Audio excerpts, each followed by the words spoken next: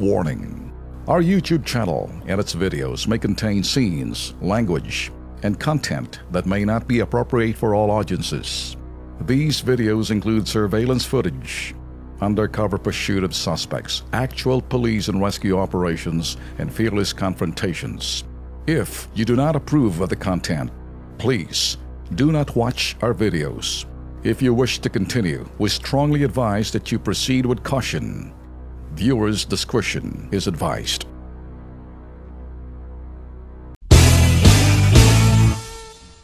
Good morning ho sa inyo! Sa mga suki ho natin na hindi ho makompleto, baba na ho natin music.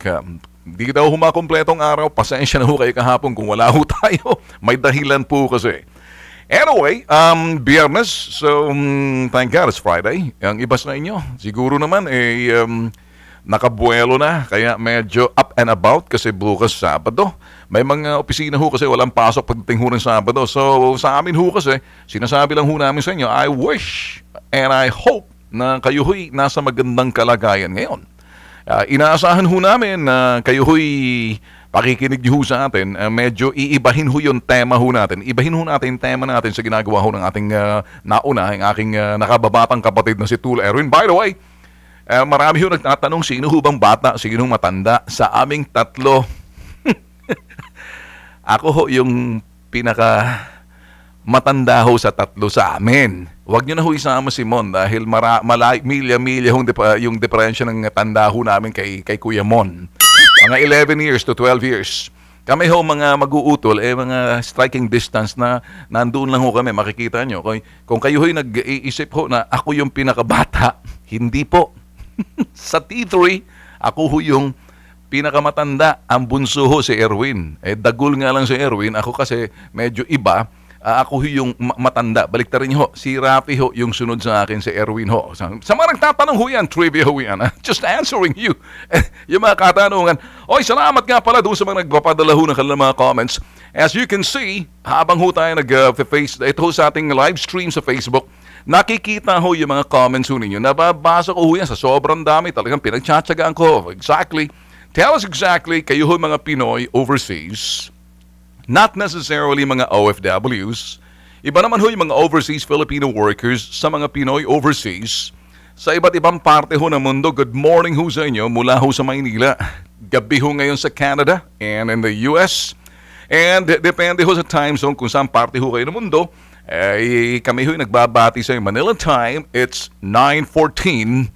Magandang umaga po sa inyo. Sa Mindanao, kahit na papano ho, kumustahin ho namin kayo. Sana ho yung magandang kalagayan ninyo. Doon sa mga suki ho natin, yung mga birthplace ho ni Bitag doon ho sa Marawi, Dansalan, Lanao ng area. Hope you guys are okay. Not necessarily yung mga balita ho naglalabasan, maingat ho ngayon yung mga mainstream media natin pagdating ho ng mga balita. So check and check. Iba ho yung magkukuryente. So baka yung iba dyan, for the sake of scoop, mag-iingat kayo, martial law. Sabihin, ayusin natin. Kaya yung mga mainstream media, behave.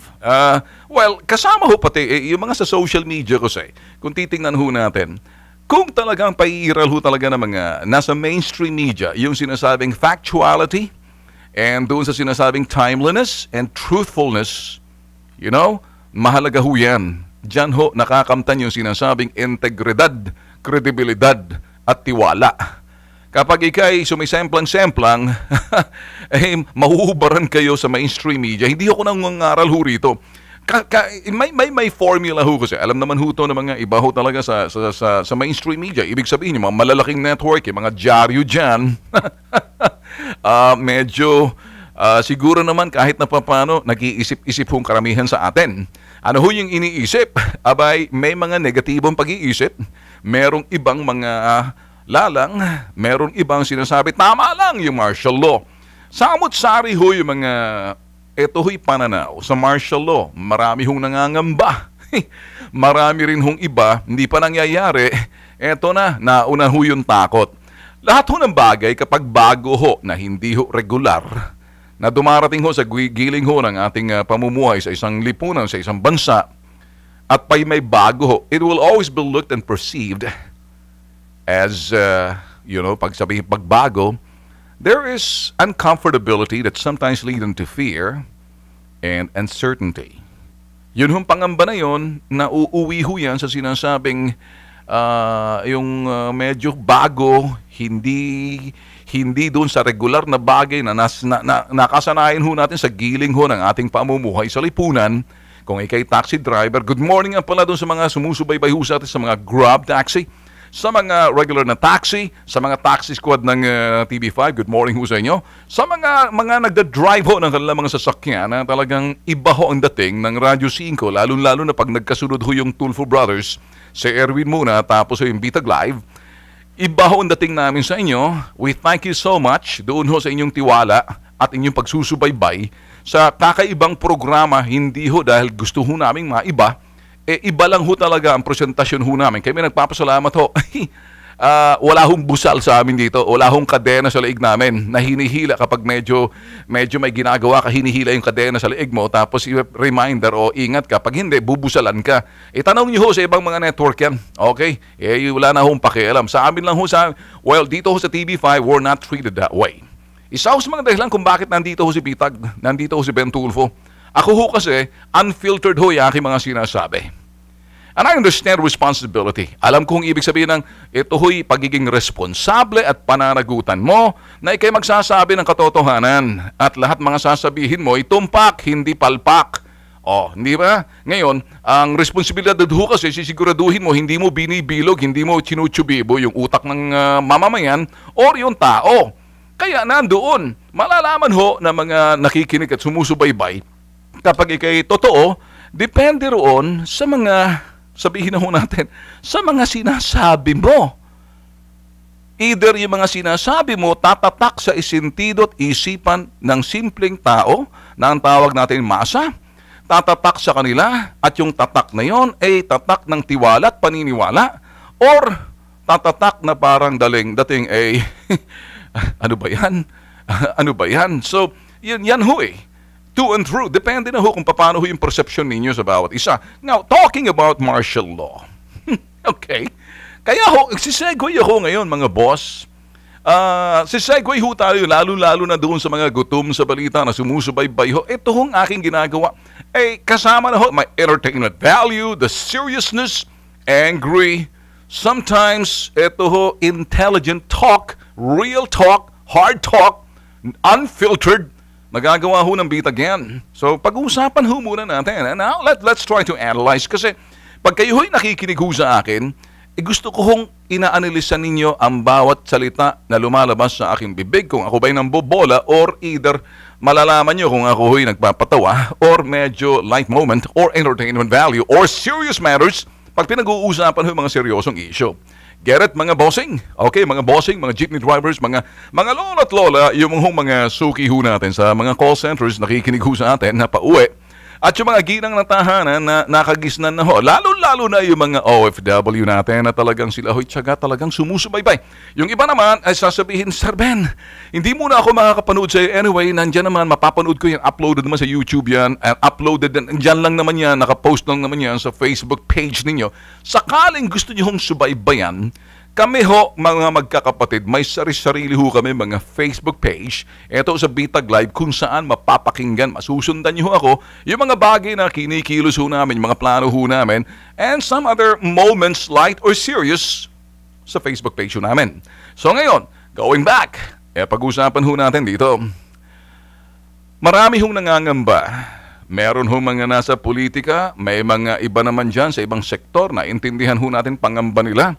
At consistent naman sa kanila yung kanilang paninindigan dahil sila ay nasa oposisyon o sila ho'y talaga nagsasalita dahil kapag hindi na ho sila ito'y gumanap ng kanilang tungkulin as opposition or if not doon sa mga talagang iba ang dating ng anumang administrasyon, kahit sino nakaupo, talaga silang nandyan lagi. And they will always be sometimes adversarial if not sabihin na natin na non-conformist. Iba ho yung adversarial, iba ho yung confrontational or non-conformist. Okay? Ganun na, baransahin ho natin. Kung kayo ho'y nakikinig ho sa akin, medyo little serious moment ho muna tayo. Lalo-lalo na mga gutom sa balita sa ibaing dagat. Eto hong mga nangyayari ngayon. Everybody, at marami ho, may mga politiko na the usual, The usual suspect. Liberal. No, why do I say the usual? Because there always are sa akin kasi ginagampanan ho nila ang kanilang trabaho nasa opposition ho sila.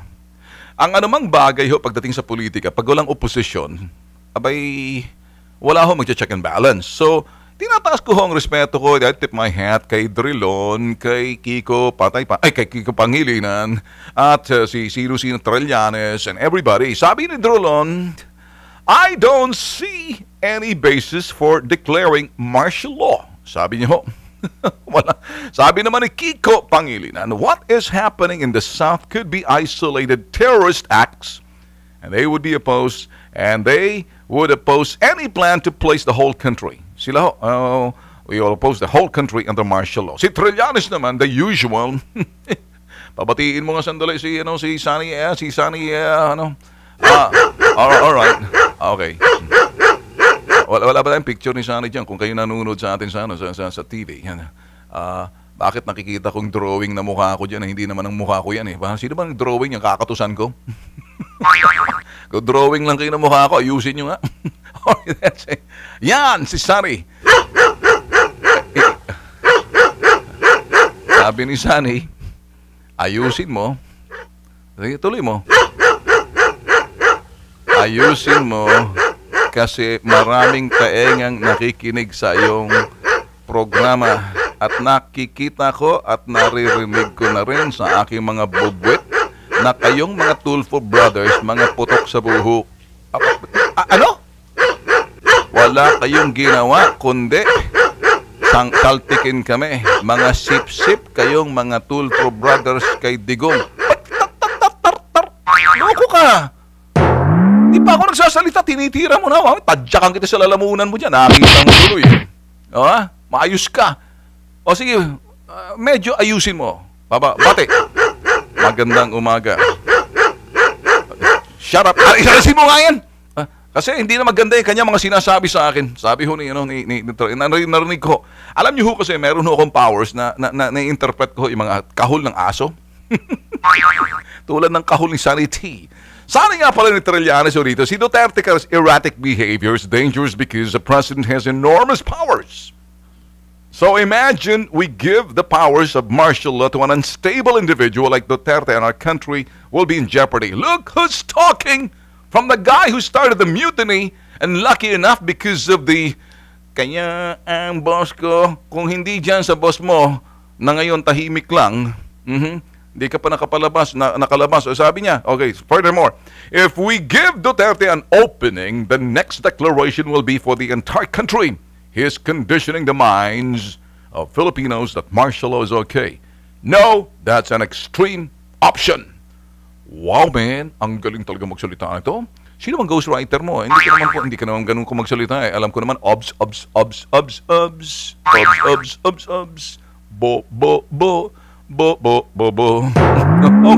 Okay. Saan ho? Additional pa, sabi ni Trillanes kay Digong.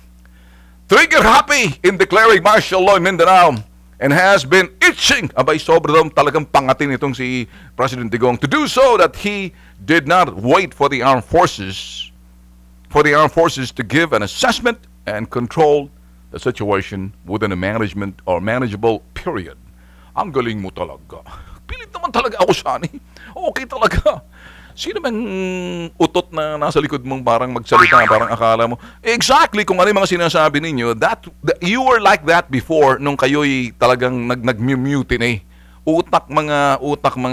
Kayo, you're against martial law, pero nung kayo'y taking power of Oakwood and everything, you're so good in saying like you change the world, you can't even change yourself.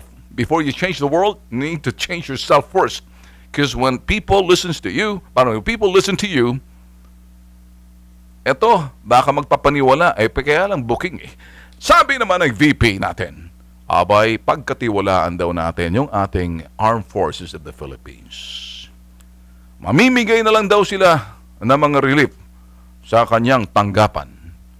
Bakit sa tanggapan mo ang relief? Sino ba? Ang relief, doon ka mangbigay. Vice Lenny, doon pumunta ka ng Marawi, doon mo ibigay. Doon maglagay ka ng Relief Center, VP Robredo, Vice President of the Philippines. Doon ka mamigay. Paano ka mamimigay ng relief doon? Sige, tingnan natin. O, dalhin mo yung mga staff mo ron. Tingnan natin. Kung magagawa mo yun, abay, talagang papalakpak ako. Anyway, yun hong kanilang samot-saring reaksyon na sinasabi ho ng ating mga nasa oposisyon. Sila ho sa Senado. At marami hong kiyaw-kiyaw yung iba. Pero, seriously mga boss, ito ang isang bagay ho kasi pagbago na dumating na medyo uncomfortable ho tayo. Anything that comes in new, there's that, especially pag may nakasanayan ka at may dumating because of some valid reasons, gumawa ng hakbang or gumawa ka ng hakbang magulang mo or di ka gobyerno, merong pananaw na medyo what if, yun lang, ano kaya, paano pag, ganun ang tanong So, that leads to fear. Negative Mabuti sana, what if, ano kayang mapapakinabangan namin? Hindi ho laging ganun martial law, the word martial law, talaga hong iniiwasan at kinakatakutan ho ng nakararami sa mga politiko at kahit sino ho. Kahit sino naman Ako ho, let's put it this way. Now, depende ho sa mga experiences ho natin, lalo-lalo na doon sa mga, sabihin ho natin, ito ho yung mga sumusuporta nga pala. May mga sumusuporta naman. Ito ho yung mga pagdedeklara ng martial law. Marami ho You know why they're supporting? Sasabihin na ho natin dito kasi ang korte naman, nandyan pa, may instructions naman ho si Supreme Court Justice, si Sereno na bukas. Ayun, bukas ang mga korte dyan. At kahit na may martial law, ang martial law naman is to contain and put restraint in order to, restraint and also thereby leading to constraint. Doon sa sinasabing mga other plans, proactive. Depends kung paano yung hakbang na gagawin. But anyway, masalimuot ho kasi ina-expect ho ng Kongreso na talaga ho magre-report at magbibigay ho ng report, papaliwanag ho ang Presidente kung bakit at ano ang dahilan. Ang dahilan ba, sapat na ba? Yun hong titingnan ho ngayong araw ng Kongreso at titingnan ho ng Kongreso. Titingnan din natin ng Kongreso kung ano kanilang mga pananaw kasi may mga pananaw ho sila Yung iba dyan natatakot na. May dahilan no para matakot. Natural, pag sabi ko nga, pag anumang bagay na bago sa'yo at alang katiyakan, laging pananaw mo dyan, may dalang takot. Naintindihan niyo ba? So the fear, anything that's new will always be perceived at first with uncertainty and doubts.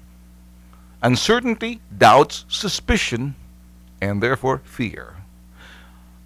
Anumang bagay na bago, laging merong sinasabing alang katiyakan ay ito'y walang katiyakan na pagdududa na nauuwi sa takot. You know, the picture is that depende ho. Hindi ho rosy ang dating. It's not gonna be a rosy picture when you talk about martial law. Now ngayon, ano hong basihan dyan? Pag sinabi ho kasi martial law, batas militar ho yan. And of course, some people are saying, na-experience na namin yung martial law ng mga panahon ni Marcos and you have a lot of people, as a matter of fact, mga businessmen. Depende ho kung ano hong experiences ninyo, experiential kung tawagin. And I'm not, I'm presenting, ako'y pinipresenta ko ho both ways. So you can make your analysis sa magkabilang banda, for or against. And the bottom line, kaya ho ako nagbibigay ho ng aking analysis dito, and then you can evaluate my facts, and there will be validation sa inyo. You go further validating by doing research based on those people who experienced this, and the experiences, it could be, negative. Yung kanilang karanasan, hindi ho maganda, nakaranas ho sila ng karahasan at panggigipit, at anumang mga bagay na kung ano yung pananakit, at mga sabihin na bakas ho ng sinasabing bagay na hindi ho nila, ayon na ho nila, parang isang bangungot. Kapag bumalik ulit ang salitang martial law, abay parang gising na nabangungot. Ngayon, sa mga iba naman, they don't really understand, lalo-lalo na mga millennials. The millennials will look at it on the basis of how their parents are gonna say it. Now remember, there are those parents na sabi ng martial law sa Manila, of course, balansehin ho natin, nagsasabi, okay lang, kano yung disiplina ng mga panahon. Panahon ho ni Marcos yun noon. No, there are good and the bad. It was more a political exercise during that matter na nagamit ho that time. And dito ho ngayon sa martial law na to, there's a need because ho yung sinasabing the lawlessness and the terrorism, malinaw, sinlinaw na sikat ng araw, nakikita na ho. Kailangan pa ho ba paliwanag yan? Oo, kailangan kong paliwanag ho ng Pangulo. Ngayon, eto naman ho iba, you know, they're not gonna make any comment and I reserve the right not to make a comment on what the next step na mangyayari na papapaliwanag muna ng presidente, dadalhin ho sa Kongreso yan at doon makikita ho natin. I will not preempt anything and impose upon people. Ako ho magpapaliwanag na negative effect yung iba ho para sa iba. Ngayon, ano hong mga bagay? Ito, tingnan ho natin. May mga iba naman doon sa kanilang bad experience. Abay, ngayon pala naglalaro na sa isipan. Kung may mga pera sila, sabi ka, baka maya, bunamating sa Maynila, anong mga contingency plan? Nag-contingency plan na ho sila. Anong contingency plan? Kung sakali, ito ho yung mga sigurista na nakaranas ng karahasan noong panahon ng mga lumang martial law. Anong pagkakaiba ng martial law tsaka ngayon, kung kasalukuyan tingnan ho natin sa Mindanao, magkakaiba. Bukas yung hukuman, pwede kang pumunta sa hukuman, although, yun ang instruction ho ng... sabi nga ho natin dito, hindi naman ho na-dissolved o pinatigil yung Kongreso natin. So, kasalukuyan para ho na gumagana ho yung the three vital functions of the government, which is the executive, legislative, and the judiciary. You get what I'm saying? Dito ho sa mga, linawin ho natin yan. Ngayon, yung ibang mga sigurista,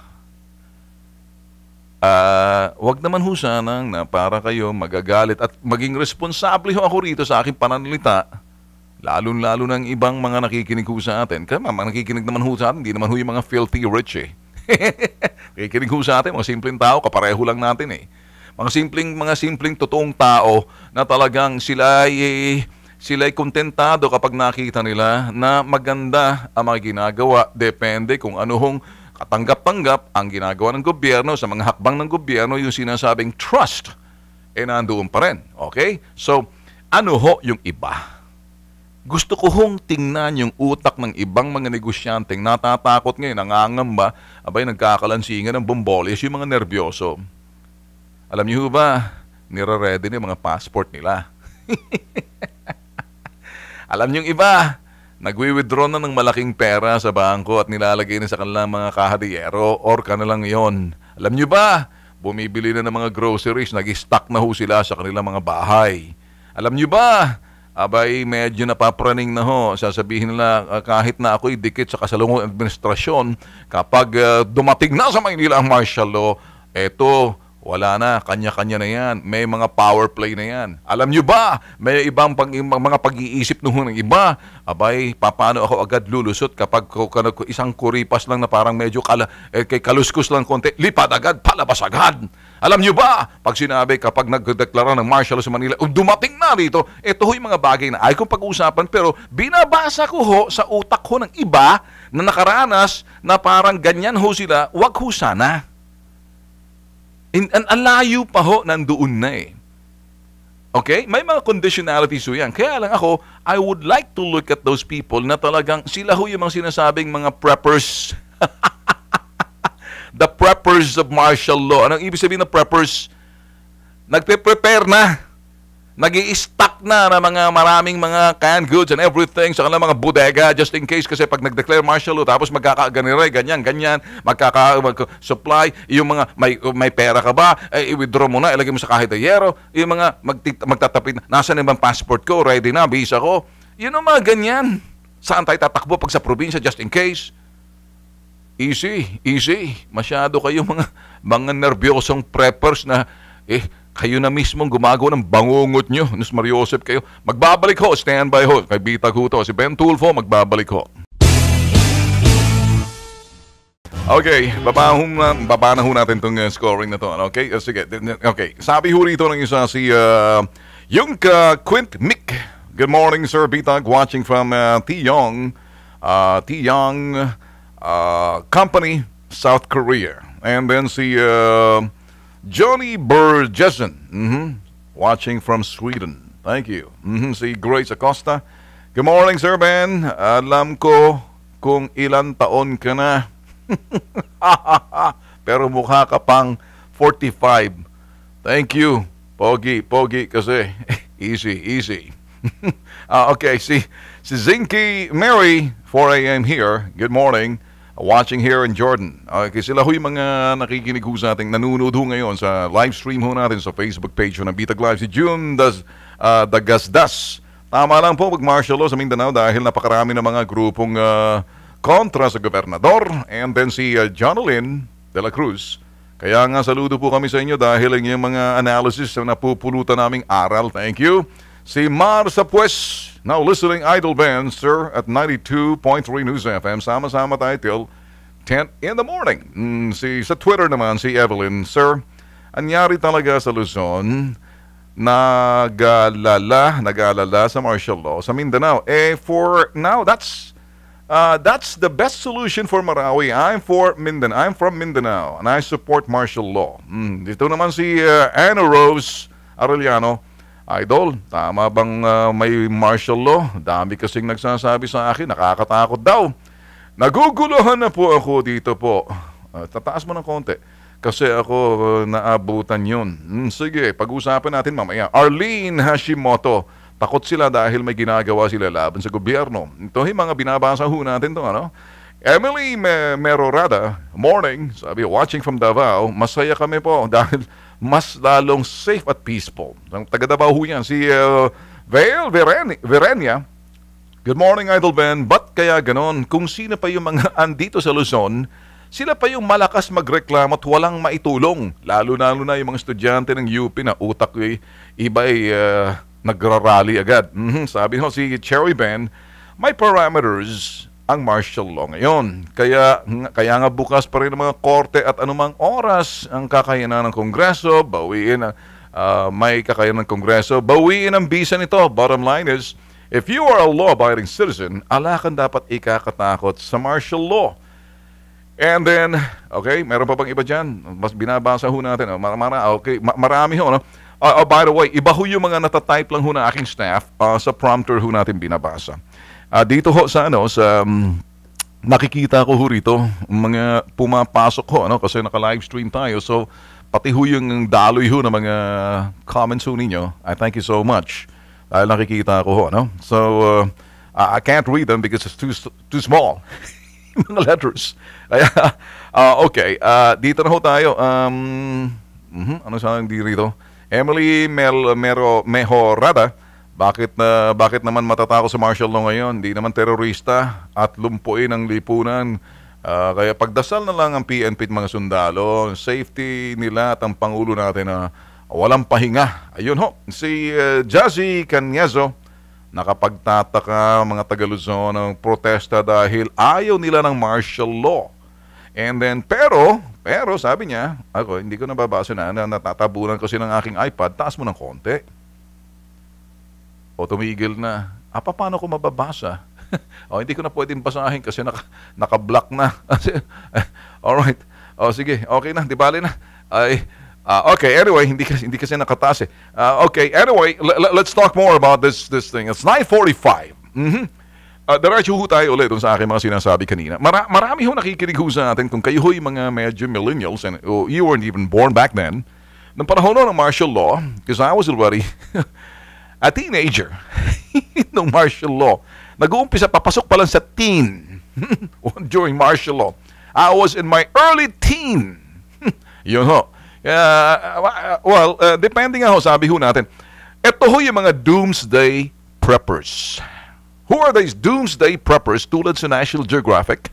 They always anticipate something bad is gonna happen. Sila ho lagi na parang nag-aantay na parang baka may mangyaring hindi maganda kaya lagi silang handa. Tama ho ba yun? Depende. Kung yun ay nag-fit sa personality mo, kung paano yung mga isip mo na yan, kung ano yun, you are what you think. You are what you think. It's just like, you are what you eat. So, what you think in your mind, kung tatamnan mo yan ng kung ano-ano ba mga bagay na nakakatakot, and you will react to it because you think it's real. So, now, what you eat is you are what you eat, and you'll see it in your body. So, nakikita niyo ba? Yun ho mga doomsday preppers. Naghahanda na ho. Ito ho yung mga sigurista at may ho mga negosyante. At ito naman yung naghahanda na to. Kaya ho silang tatakot. Alam niyo ho kasi, ang isip ho nila, nakuy hari kami. Wag naman. Hindi naman ganoon ang gagawin sa inyo ng kasalukuyang administrasyon. Hindi kasi yung ibang martial nung araw. Ito lang ho sa akin sasabihin ko sa inyo mga boss. If you keep on thinking that way, you're not going to be able to sleep. And you'll be so bothered every day. And sleepless night and mental anguish is going to happen even though it's not yet happening. Get what I'm saying? Oh, good morning nga pala doon sa nagpadala ho ng kanilang mga sa California. I thought I saw somebody else from California. Can you put it down? Kanina, sabi ho rito, pakitaas ka sa konti. Sabi ho ni Jen Jen, dito po kami, no, watching Jen Jen. Dito ako makapag-OJT. Gusto mo mag-OJT sa amin, Jen Jen? Sana gusto mo makapag-OJT. You can come in, and if you're a mass communication or journalism student or multimedia, we're open for those who'd like to be, under our wing, and we'll teach you a different brand of journalism and multimedia because iba-iba, mga generations ho kami. When we talk about yung mga millennial generations, the Generation X, wala ho kami mga boomers. Si Magdalene Hilao Cornejo, morning sir man, watching from California, love the two brothers, patas at my sense palagi. Pabati raw, sabi rito. Babatiin ho natin. Pabati naman po kami rito sa Quiapo, gumagawa ng mga frames. Bitag, avid fan. Okay, thank you. Okay, balik ho tayo dun sa ating mga, San Pedro, Laguna, magandang umaga, sabi ho ni Jay Aragon. Tropa natin dyan, Boss Ben, nakikinig kami rin nito ngayon. Hindi ko mabasa, taas mo ng konti. Okay, gumagawa raw sila ng frame. At si Nelly Rodrigo sa Maute, nagpupugot ulo, hindi sila natatakot sa martial law, takot mga praning. Okay, anyway, sige, we'll go on with this. Kung kayo ho'y natatakot, depende ho kung anong inyong mga naranasan experiential. Kung masama hong experience ninyo ng martial law ng mga panahon ho ng way back, the martial law days ng Marcos. And kung kayo mga bata pa noon, as far as I'm concerned, ako ho'y early teen. Papasok pa lang ho martial law, 13, 14.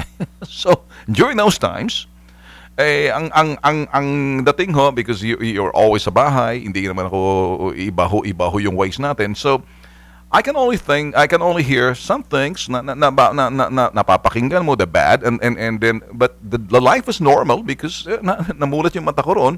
Yeah, you see some abuses, but I wasn't any victim, but there were a good side and a bad side of it nung mga panahon yun. Ngayon, during those times na mga nakaranas ho talaga ng karahasan, hindi ho natin sila masisisi. Nahirapan ho sila dahil sila ho'y napabilang doon sa mga sinasabing anumang dahilan that time ng martial law ni Marcos, sila ho'y nahirapan at kaya iba sa kanila sa kasalukuyang panahon, lalong-lalo na yung mga talaga naman may nakaranas ng karahasan at hindi ho natin sila masisisit dahil with sympathy for them because there were abuses indeed ng mga panahon na yon. Sa ngayon ho kasi, I cannot predict and I will not talk about it as of now because we will observe. Kaya lang sa akin, I'm reading and analyzing yung iba ho na to the fact na parang sobra naman ng pagkapraning. Paano na praning? Abay, teka muna yung paghahanda na parang akala mo planning to store a lot of food in their storage. Mga delata at anumang mga bagay bibili. Ito ho talagang just in case kapag medyo alam nyo na, iniisip nila, pag nag-declare ng martial law, iniisip agad nila, baka magsara yung mga supermarket. Easy! Mga bangko, baka yung mga aking milyones na dyan, mabuti pang nilalagay ko na sa aking kahadayero ngayon pa lang. Easy! Okay? Ito ho kanila. Ang passport ko, tingnan ko, expire na. Opo, pwede ba to? Easy! Just in case kung ano ba yung mga way to look right away kung how to get out fast. Easy.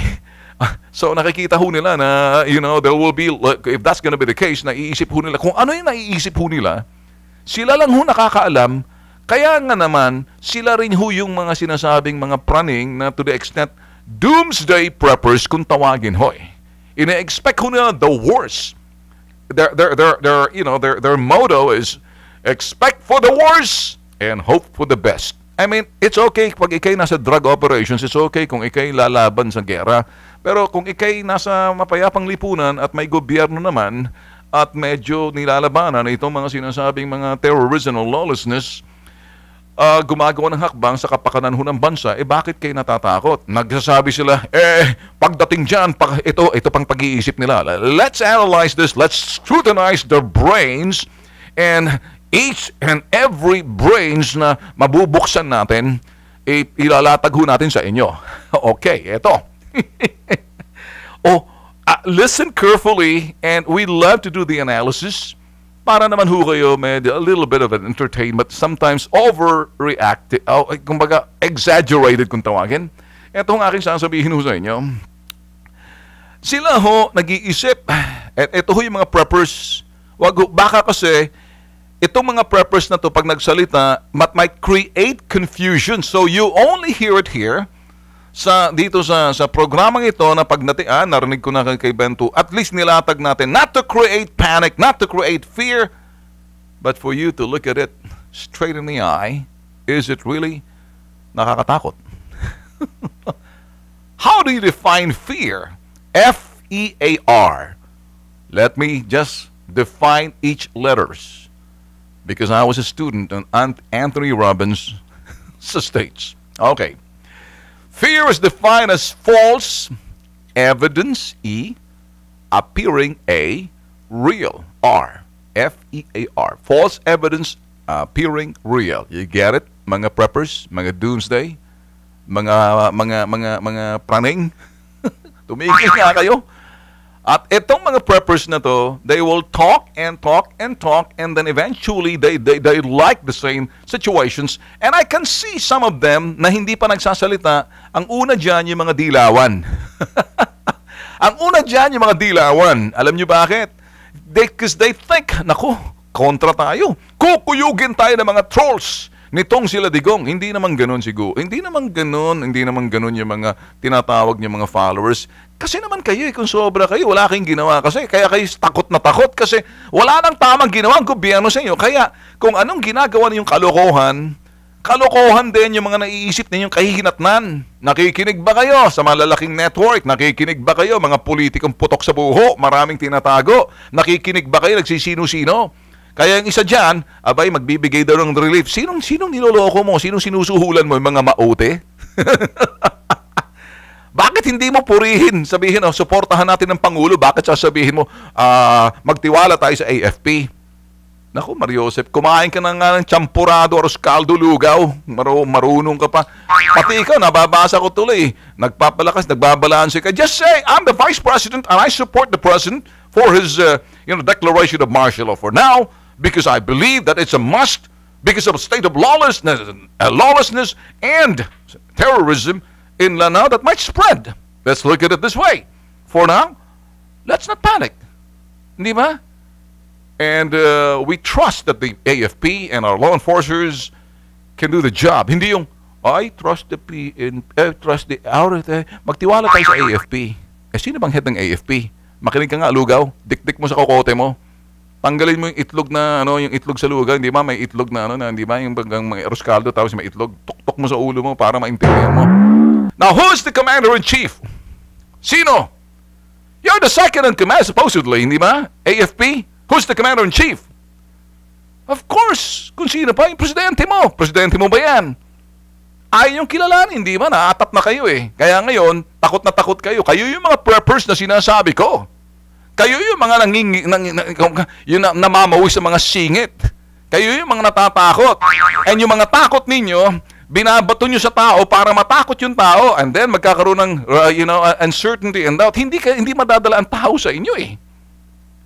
Yung mga natatakot kasi meron kayong atraso siguro o meron kayong pinaggagawa na hindi gusto ng tao. Iniisip nyo the worst scenario, baka kami kukuyugin itong mga taong mga supporter. Ito yung mga sabihin natin mga kulto nitong si Duterte. Ganun ang tawag ninyo hindi ba? Ayun ang sabihin diretsahan. Trillanes. Let me tell you this. Are you getting this? And the rest of you, Alejandro, Lagman, yung mga sobra-sobra ng kolesterol sa mga mukha. Yung kolesterol sa Senado, kolesterol sa Kongreso. Are you guys understanding me? Am I bashing you? No. I'm playing with words. I don't bash people. I analyze people. You tell me if I'm wrong. Okay. Yun lang ang aking sasabihin. Huwag ko kayo madadala dyan sa mga kiyaw-kiyaw ng iba. Pwede kasi mabasa nyo yan sa mga sinusulat dyan. Sinasabi ng iba. Baka itong aking sinasabi, pipick upin ng ibang mga broadcaster dyan. Pagkatapos, papalabukan. Mali! Sa akin ho kasi, I've told you before kanina, okay, i-review nyo nga ho yung aking sinabi kanina ba. Anyway, ito ang aking programa na to, uploaded ho to, it stays sa Facebook page ho namin. I-uploaded ho to sa YouTube. Kayo mga OFW, you wanna listen to it again and again? Kayo mga millennials na nakikinig sa akin, you wanna listen to this again and again sa aking broadcast? Hear me and listen to me. Listen to me into your ears and listen to me in your heart. And then you'll understand kung bakit ako ganito. Kasi marami hong mga nervyoso. Maraming mga magagaling, akala mo, mga armchair generals when they come to analysis. Am I one of those generals? No. Ako kasi, pag ina-analyze, I will keep on saying, I'm doing the analysis, please evaluate all the facts and you can validate them. Not all the things that I say, you'd believe, because I'd like you to basically let both of your side of the brain, the left and the right, to work. Kinakailangan gumana yan. Kalwat kanan na yung utak ho natin. Kapag hindi, iba hong hahawak ng utak yan. May mga gagaling dyan. Kung magsalita, dalandala kayo. Eto, hinuhubaran natin. This is Bitag Live in progress. It's 9:58. It's a Friday. Thank God. It's Friday. Siguro naman, iba sa inyo, ay, thank God I survived the Friday. Loser. Palakpak ka pa. Friday is a day before Saturday. It's going to be a rest day to some. To some, it's going to be fun over the weekend. But there are a lot of people na talaga lagi nag-aantay ng Friday. Excited on a Saturday. And then excited on a Sunday. Pagdating ng Monday, they're sad on a Monday. Ang kanilang baba umaabot sa lupa pag Lunes. Pagdating ng Tuesday, kumukuha ng buwelo, lahat na kape, sanggalon, isang pitsil iniinom para lang makakuha ng buwelo. Pagdating ng Wednesday, ayun na, masaya na sila kasi binibilang Wednesday, Thursday, Friday. Nabubuhay doon sa pagbibilang ng sinasabing araw. Pagdating ng Thursday, abay, ito na talagang, wow man, nandoon na yung energy. Pagdating ng Biyernes, thank God it's Friday. Pagdating ng Saturday, up uli yung energy. Are you the guy that I'm talking about? Is it you that I'm talking about? Nung araw ho kasi, use Vito! Yung deodorant ho nung araw na, ewan. I was still in early days in elementary and high school. Okay. Sabi sa Facebook si Alma Martinito, yung mga wala sa Mindaro, reklamo na reklamo, sige. Ang taong nakaranas ng karahasan. Okay, sige. Ano pa to rito sa Twitter? Si Chris Moran. Nagtitrip si Trillanes. Kumukuha lang ng atensyon. Yan, padala yan sa Syria. Bugok. Easy. Trillanes don't understand what he's saying sa Twitter. Si Chief. And then, hoy! Sabi kay, hoy! Hoy, Sunny. Okay, never mind. Ang dami na dito nagagalit. I think it's time for me to go. See you Monday. Adios.